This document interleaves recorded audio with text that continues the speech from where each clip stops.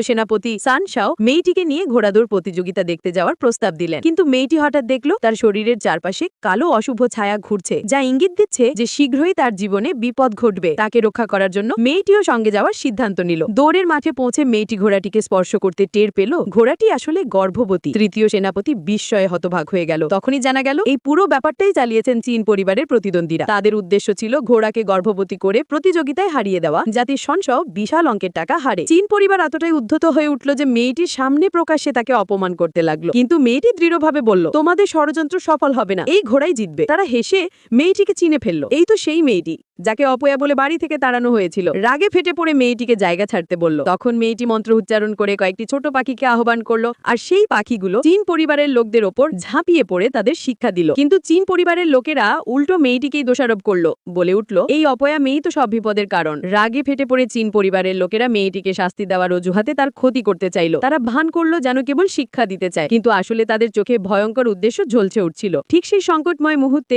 শেংশি তরুণ সেনাপতি দ্রুত ছুটে এলেন। তিনি মেয়েটির পাশে দাঁড়ালেন, চোখে ছিল প্রচন্ড ক্রোধ আর রাগ। কে সাহস করেছে তাকে ছোঁয়ার? তিনি বজ্রকণ্ঠে গর্জে উঠলেন, তুমি আমার মেয়েকে ছোঁয়ার সাহস করো? যদি আবার তোমাদের দুজনের মুখ থেকে আমার নামে কোনো খারাপ কথা শুনি, আমি তোমাদের ছেড়ে কথা বলবো না। প্রতিযোগিতা শীঘ্রই শুরু হতে চলল। মেয়েটি দৃঢ়ভাবে বিশ্বাস করলো তৃতীয় সেনাপতির ঘোড়াই জিতবে, তাই সে সেনাপতিকে তাড়াতাড়ি বাজি ধরতে বলল। কিন্তু তৃতীয় সেনাপতি ভেবেছিল তার ঘোড়া গর্ভবতী হওয়ায় দৌড়াতে পারবে না। সে জানতো না যে মেয়েটি ঘোড়াকে শক্তি যোগাতে এবং উত্তেজনা বাড়াতে নিজের গোসলের পানি ব্যবহার করেছে, যা ঘোড়ার জন্য 10 বছরের শক্তির সমান। তাই তৃতীয় সেনাপতি আত্মবিশ্বাসী হয়ে $30,000 বাজি ধরল। দেখা গেল সবাই ঘোড়ার গর্ভবতী হওয়ায় বাজি হেরে যাওয়ার আশঙ্কায় চিন্তিত। তাদের মনে হচ্ছিল এবার সেনাপতি সম্পূর্ণভাবে হারবে, কিন্তু তৃতীয় সেনাপতি মেয়েটির কথায় দৃঢ় বিশ্বাস রাখল। তাছাড়া মেয়েটি চীন পরিবারের ষড়যন্ত্রে এড়াতে কিছু কৌশল করল। ঘোড়ার সামনে হালকা ঘাস ছড়িয়ে দিল, যাতে ঘোড়া শুরু থেকে ঘাস খেতে মন না দেয়, বরং পুরোপুরি প্রতিযোগিতায় মনোযোগী হবে। এভাবে ঘোড়ার শক্তি এবং মনোযোগ পুরোপুরি প্রস্তুত হলো এবং প্রতিযোগিতার মঞ্চে উত্তেজনা চরমে পৌঁছল।